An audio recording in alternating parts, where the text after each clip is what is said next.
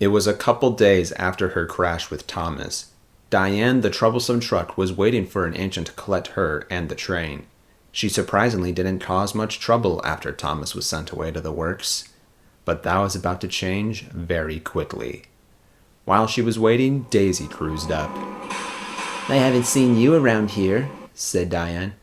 "I'm not usually around here," replied Daisy.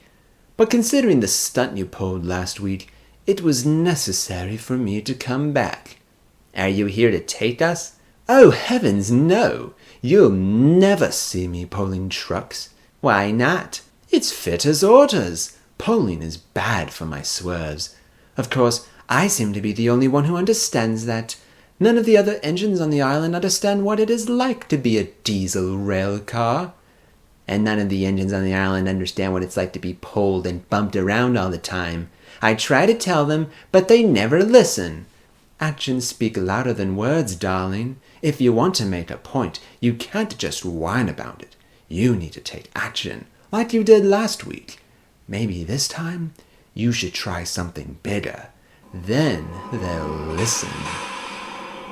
A few seconds later, Percy chuffed in to collect his train. "Hey, no bumping," snapped Diane.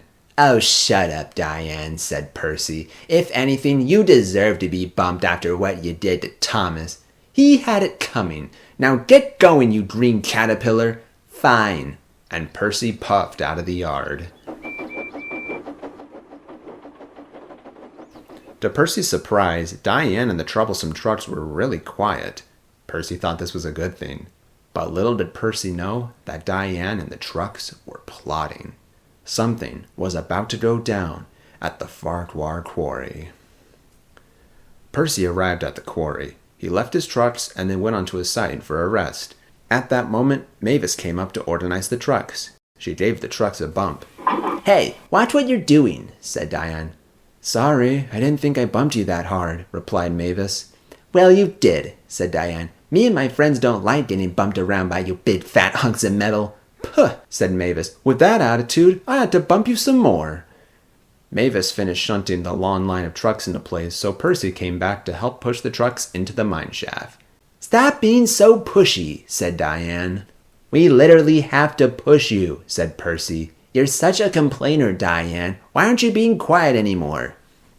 But Diane didn't respond this time. Everything was falling into place.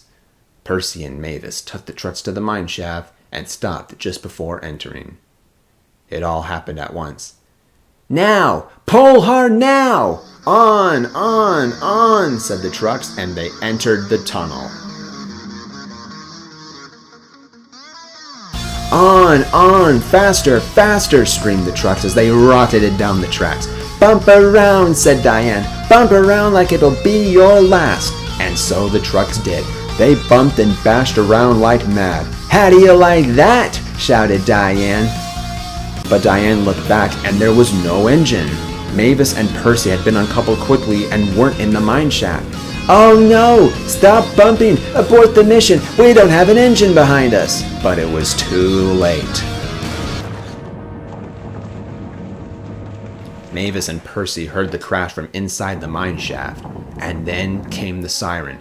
"Get out of here fast! The mine's collapsing!" And it was. Rocks and dust flew all over the place. Men hustled and shouted. Mavis and Percy were quick to act.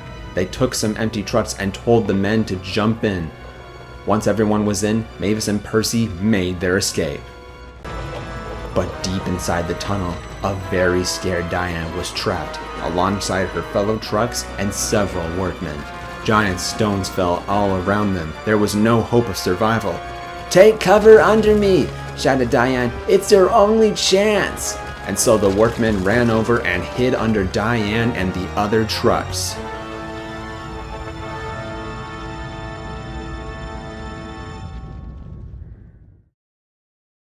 Finally, the dust had settled. The Ffarquhar Quarry was practically destroyed. Percy and Mavis stared in horror.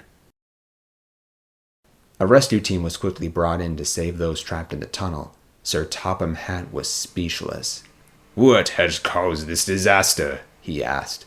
Mavis and Percy did their best to explain what happened. Sir Topham Hatt pondered.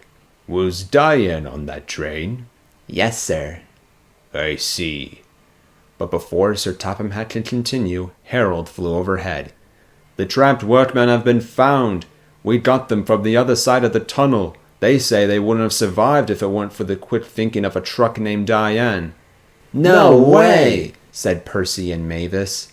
The trucks are severely damaged. We must get them to the steamworks if they are going to survive. Then fly them over here, shouted Sir Topham Hatt. Percy and Mavis will take them to the works straight away.